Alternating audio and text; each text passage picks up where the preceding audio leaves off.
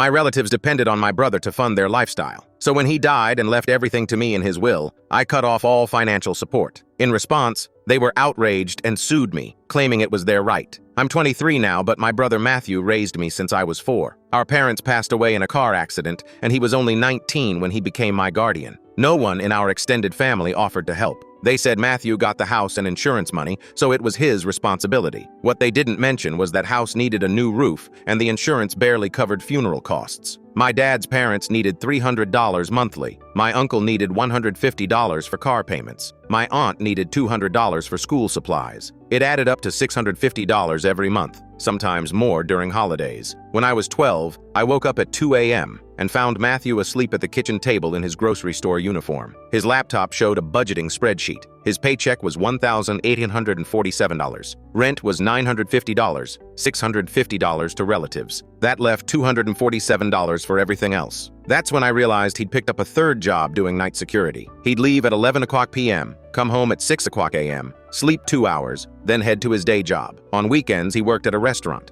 I started resenting our relatives. They'd show up at Christmas with new phones talking about vacations while Matthew wrapped my presents in newspaper. None of them ever asked if we needed anything, just when the next payment was coming. Matthew finally got a decent engineering job at 28. I thought he'd stop sending money. He didn't. Said our dad would have wanted him to take care of the family, that it was his duty. Watching him stress over their demands for 15 years built up resentment in me. But I never told him to stop because it mattered to him. 3 months ago, Matthew passed away in a car accident driving home from work. He was 35. I got the call during finals. My roommate found me on the bathroom floor an hour later. The funeral was small. His co-workers came, a few college friends. My dad's parents showed up. My uncles and aunt came. My cousins didn't. They texted saying they couldn't get time off work. Everyone kept saying I could come to them if I needed anything. The same people who'd bled my brother dry for 16 years. When the lawyer read the will, Matthew left everything to me. His house, savings, car, all assets. My relatives got family photos and my dad's watch collection. I saw the disappointment on my uncle's face. 2 weeks later, I accessed his bank accounts. The automatic transfers were still active. $300 to grandparents on the 1st, $150 to my uncle on the 5th, $200 to my aunt on the 10th, another $200 on the 15th. I canceled all of them. It was my money now. The first month passed fine. Then on the 2nd, my phone exploded. 12 missed calls from my grandmother, 8 from my uncle, 15 texts asking where the money was. I called my grandmother back. She asked why the payment didn't go through. I said I'd canceled the transfers because it was my money and I had no obligation. She cried, saying Matthew promised to always help them, that I was disrespecting his memory. My uncle called me selfish, said I was living in Matthew's house, spending Matthew's money, so I should honor Matthew's commitments.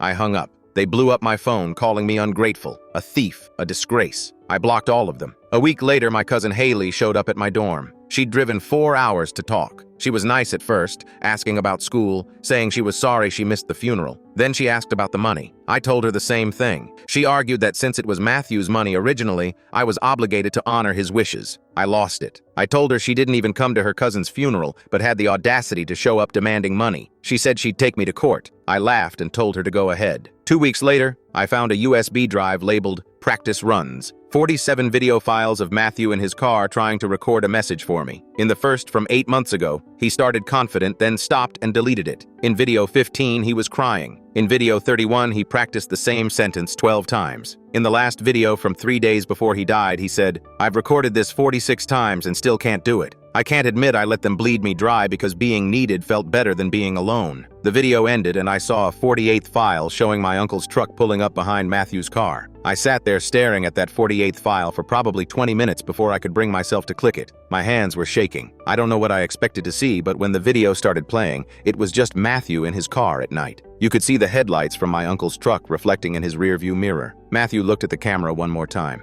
"Okay," he said quietly. "This is it. I'm going to do it. I'm going to tell him." The driver's side door opened off screen and I heard my uncle's voice. "Matt, hey man, I've been trying to call you." Matthew turned off the camera. The file ended there. I went back to video 46 and watched it again. Matthew's face filled the screen and he looked exhausted in a way that made my chest hurt. The timestamp showed it was recorded 2 months before the accident, late at night, probably after one of his shifts. I've been practicing this for 8 months and I still can't do it, he said, rubbing his face with both hands. Every time I think I'm ready, I just freeze up. It's pathetic, honestly. I'm a 35-year-old man and I can't even tell my own family no. He looked away from the camera, out the windshield at something I couldn't see. I'm going to set up a meeting and make myself go through with it, he continued. Financial advisor, next week. I'll schedule it right after I finish this video so I can't back out. I'll bring everything, all the records, all the proof, and I'll tell them it stops. All of it. The payments, the guilt trips, everything. He reached toward the camera like he was going to turn it off, then stopped. If I don't follow through this time, I don't know what I'll do. I can't keep living like this. I'm so tired. The video cut off. I went through Matthew's email inbox, searching for anything about a financial advisor. It took me 15 minutes, but I found it. A calendar appointment scheduled for 5 days after his death. The subject line just said, "Financial advisor, stop family payments." There was a note in the description. Bring bank statements. Bring list of all automatic transfers. Be honest about everything. Don't chicken out this time. He'd been so close. 5 days. If he'd just lived 5 more days, he would have done it himself. He would have cut them off, told them the truth, set himself free. And instead, he died still trapped in the same cycle he'd been trying to escape for months. My phone rang and I almost didn't answer it, but I'd accidentally unblocked my grandmother's number when I reset my settings after dropping my phone last week, and I picked up without thinking. "Oh, sweetie, I'm so glad you picked up," she said. Her voice had that shaky, fragile quality that she always used when she was about to ask for something. "I've been trying to reach you for days. I have a really serious problem and I didn't know who else to call." I didn't say anything. "My mortgage payment bounced," she continued. "The bank called me this morning. Apparently Matthew's transfer didn't come through and now I'm in arrears. They're saying if I don't pay $800 immediately, I'm going to lose the house. I could be homeless, sweetheart. I know things have been tense between us, but this is serious. This is my home." I pulled up Matthew's files on my laptop while she talked. He'd kept everything organized in folders by person. I opened hers and started scrolling through the documents. Rental agreements. Every single year for the past 12 years. The current one was for a 2-bedroom apartment on Maple Street. "Grandma,"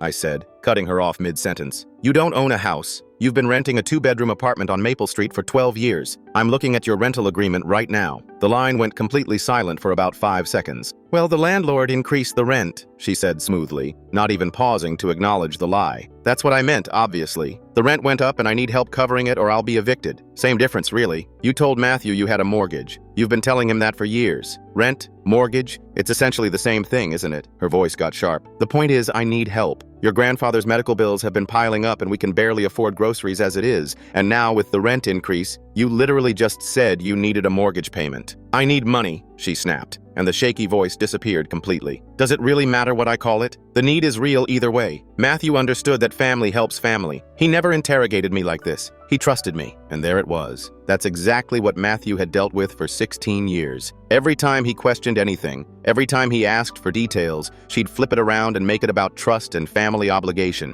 And he'd cave because he couldn't stand the guilt. "No," I said. "No what? No money. Not for a mortgage that doesn't exist. Not for rent. Not for medical bills or groceries or anything else." She made a choking sound. "You can't be serious. I'm your grandmother. I'm family. You told Matthew you owned a house for 12 years. You lied to him so he'd give you more money. I never. Your brother would be ashamed of you right now." "He'd be absolutely ashamed of how you're treating me." I hung up. My hands were shaking again, but this time it was anger, not sadness. She hadn't even apologized for lying. She'd just pivoted to a different emergency like it was nothing, like Matthew hadn't spent over a decade believing she was about to lose a house that never existed. I went through more of his files. He'd documented everything. Notes about phone calls, screenshots of text messages, copies of requests for money with dates and amounts. Under my grandmother's folder was a subfolder labeled Mortgage, with a note that said, "Asked for proof of mortgage statement 3 times. She always has an excuse, probably lying but can't prove it." He'd known. He'd suspected for years that she was lying, and he'd kept sending money anyway. 2 days later, I was walking back from my afternoon class when I saw my uncle's truck in the parking lot. He was leaning against it, arms crossed, waiting for me. He had a manila folder in his hands. "We need to talk," he said as I got closer. "I have nothing to say to you." "Well, I have plenty to say to you." He opened the folder and pulled out a stack of printed pages, bank statements. I recognized them immediately because I'd just been looking at Matthew's records. These were copies of every payment Matthew had made to the family for 16 years, highlighted in yellow. "This proves Matthew's commitment to family," my uncle said, holding the papers up like they were some kind of legal document. 16 years of consistent support, never missed a payment. That establishes a pattern, a legal obligation. You can't just stop. These payments were promised. I stared at him. He was serious. He actually thought this was some kind of contract. "When's the last time you saw Matthew?" I asked. "That's not relevant to—" "When?" He shifted his weight from one foot to the other. "I don't know exactly. 4 years ago, maybe?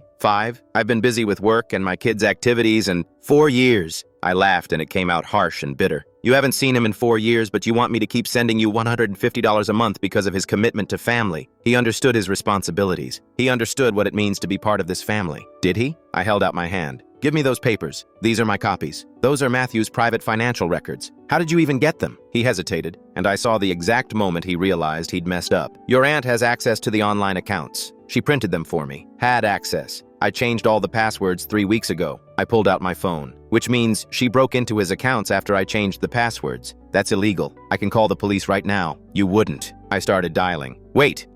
He shoved the papers back into the folder. Look, I'm just trying to preserve what Matthew built here. He took care of this family. That meant something. It was important to him. It meant he worked himself to death while you bought a new truck every 3 years. That's not fair. I needed a reliable vehicle for work. You drive a lifted F-250 with custom rims. That's not a work vehicle, that's a toy. His face flushed red. You don't know anything about my situation. I have expenses. I have kids to provide for. So did Matthew. He had me. And he still sent you money he couldn't afford because you made him feel guilty. I never made him feel. You absolutely did. Every single one of you did. And now he's dead and you're standing here with stolen bank statements trying to guilt me into doing the same thing. This isn't over, my uncle said. His voice dropped lower, almost threatening. You think you can just walk away from family obligations? You think there won't be consequences? You threatening me? I'm telling you how the world works. Family takes care of family. That's not optional. I turned and walked toward my dorm building without responding. I heard him yell something behind me, but I didn't look back. My roommate was coming out as I went in, and he saw my face. You good, man? He asked. Yeah,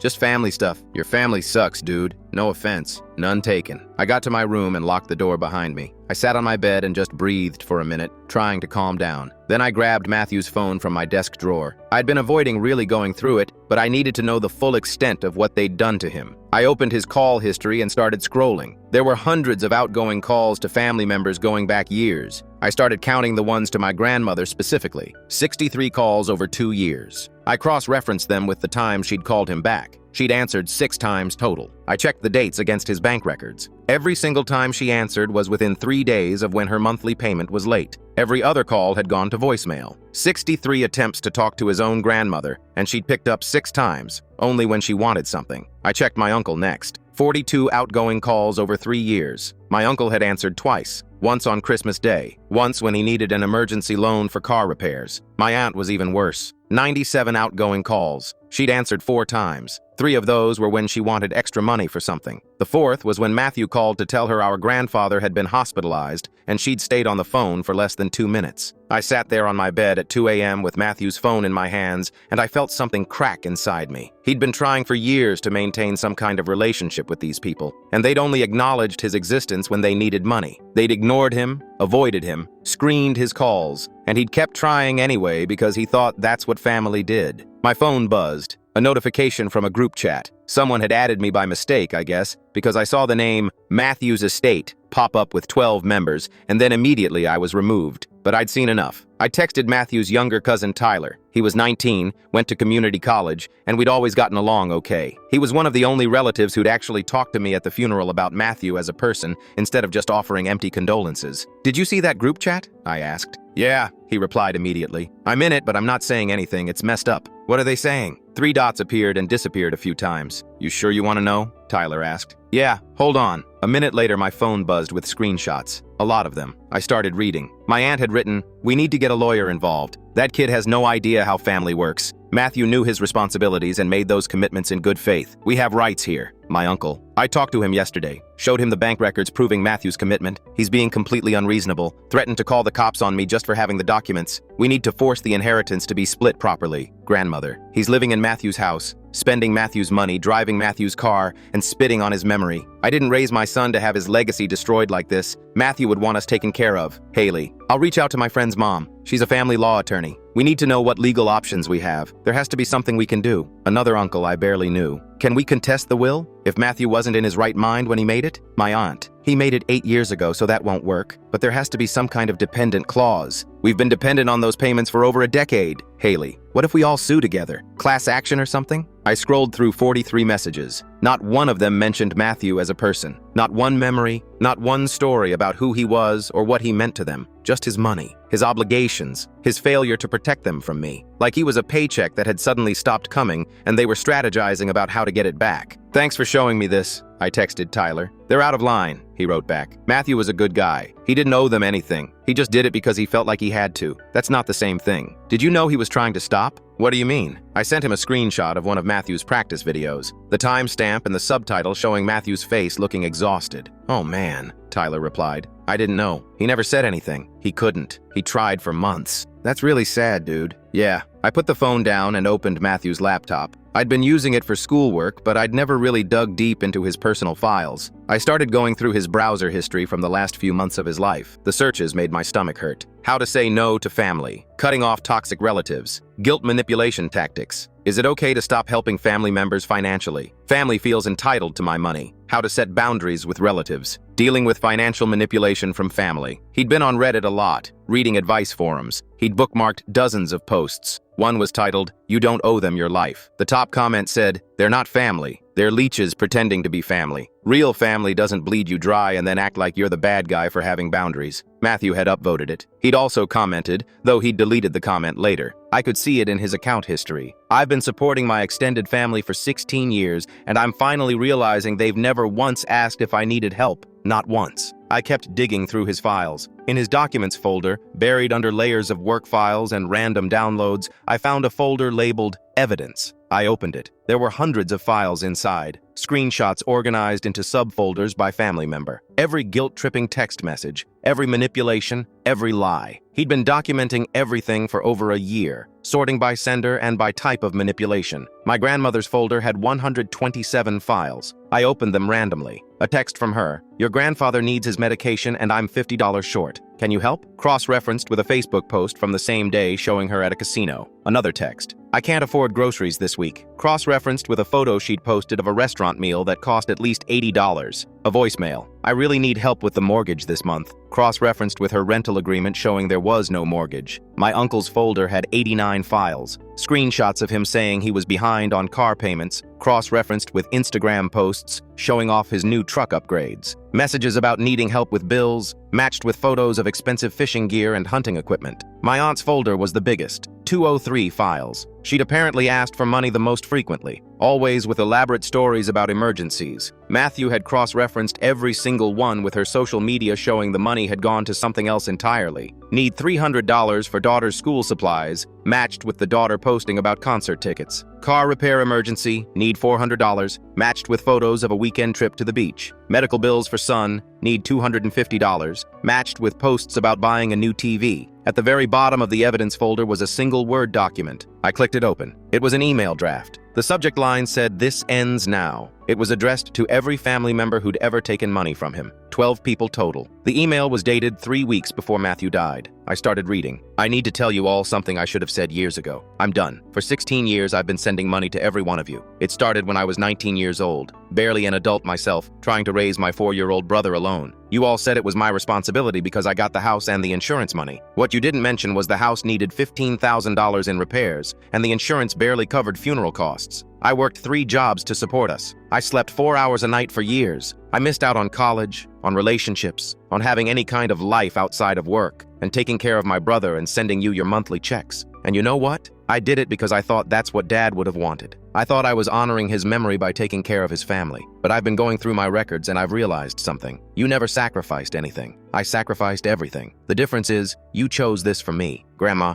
you've been lying about having a mortgage for 12 years. You rent. I know because I found your rental agreements in the paperwork from Dad's estate. You've been collecting an extra $100 a month by pretending you had a house payment. Uncle Jeff, you told me for 3 years that you were behind on child support and needed help. I found out last month you don't have a child support obligation. Your ex-wife has full custody, and you see your kids twice a year. The money went to your truck. Aunt Linda, you've asked me for emergency money 73 times in the past 4 years. I've tracked every single request against your Facebook and Instagram posts. The emergencies were never real. The money went to vacations, restaurants, shopping, Entertainment. I've attached screenshots of everything. Every lie, every manipulation, every fake emergency. It's all documented. And here's what hurts the most. I've called each of you hundreds of times over the years just to talk, just to maintain some kind of relationship. You almost never answer unless your payment is late. I'm not a person to you. I'm an ATM. So this is me telling you what I should have said 16 years ago. No more. All payments stop effective immediately. Don't call. Don't text. Don't show up at my house with emergencies. Don't try to guilt me about dad or family obligations. You made it very clear what I am to you,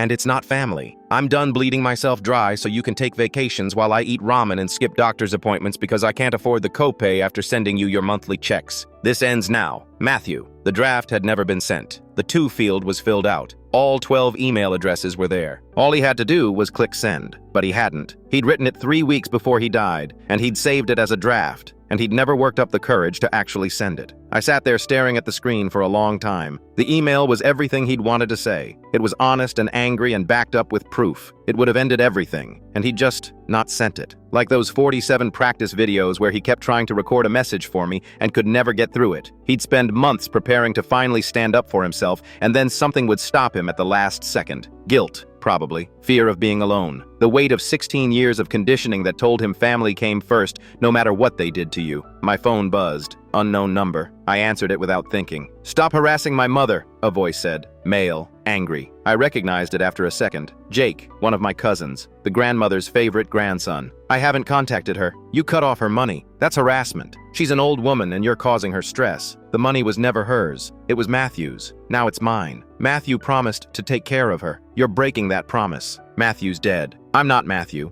I don't have his obligations. You're a selfish little piece of..." I hung up. 30 seconds later, he called back. I blocked the number. My phone immediately buzzed with a text from a different number. "This is Jake. Don't hang up on me. We need to talk about this like adults." I blocked that number too. The next day I had an exam, and I was trying to study when my phone started buzzing constantly. Different numbers. Cousins, apparently, who'd gotten my number from somewhere and were all calling to yell at me about the money. I turned my phone off and went to the library. When I turned it back on 4 hours later, I had 23 missed calls and 47 text messages. I didn't read any of them. I just blocked every number I didn't recognize. The day after that, I came back to my dorm after my last class and found 3 people waiting in the parking lot. My grandmother, my aunt, and my uncle. My grandmother's eyes were red and puffy. My aunt had her arm around her shoulders like she was supporting her. My uncle stood slightly apart with his arms crossed. "Can we please talk?" my grandmother asked. Her voice cracked. "Just for a minute. Please." I should have walked past them. I should have called campus security, but I was tired and angry and I wanted them to know exactly what I thought of them. "The family is falling apart without Matthew's support," my aunt said before I could speak. "We're barely making ends meet. Your grandmother might have to move in with me because she can't afford her rent. Your uncle is 2 months behind on his car payment. We need you to honor Matthew's memory by helping us through this difficult time. Have you read Matthew's practice videos?" I asked.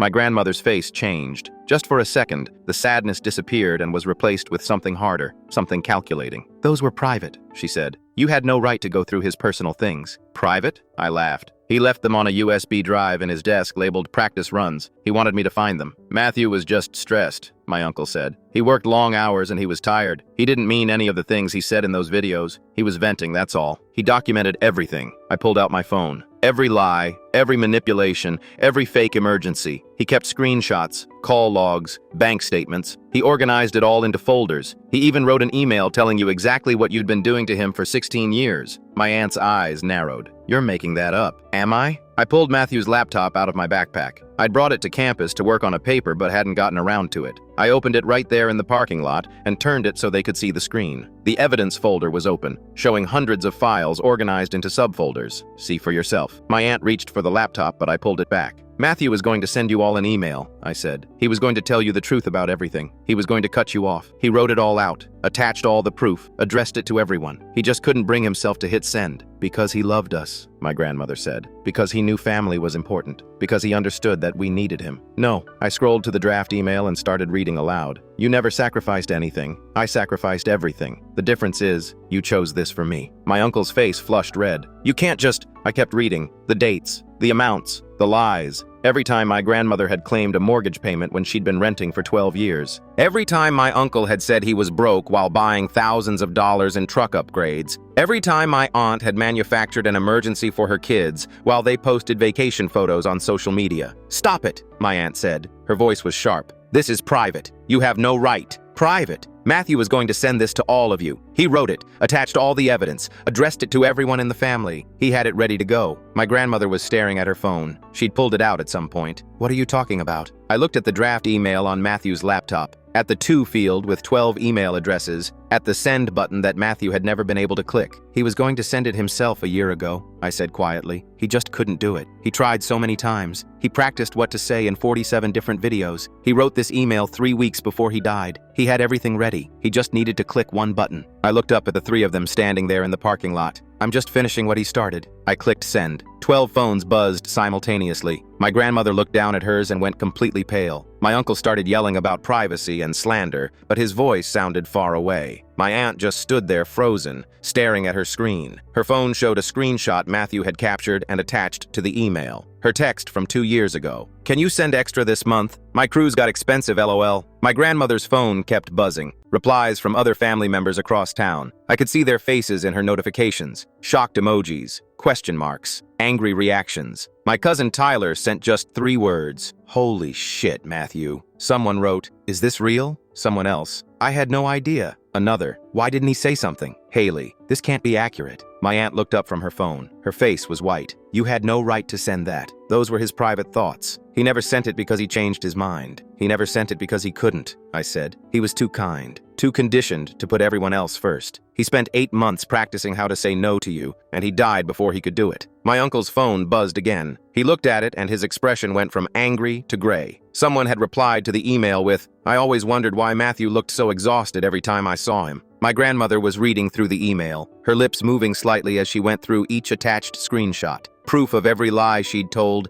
every manipulation, every ignored phone call from Matthew just trying to maintain some kind of relationship while she only called back when the money was late. "Matthew wrote this a year ago," I said. "He was going to send it himself. I'm just finishing what he started." The 3 of them stood frozen as their phones kept buzzing with replies from other family members seeing the evidence. My uncle's face had gone from red to completely gray. My grandmother's hands were shaking as she scrolled through the attachments. My aunt had stopped looking at her phone entirely, just staring at the ground. I closed the laptop and walked past them into my dorm building, leaving them standing in the parking lot with the truth Matthew never got to tell them.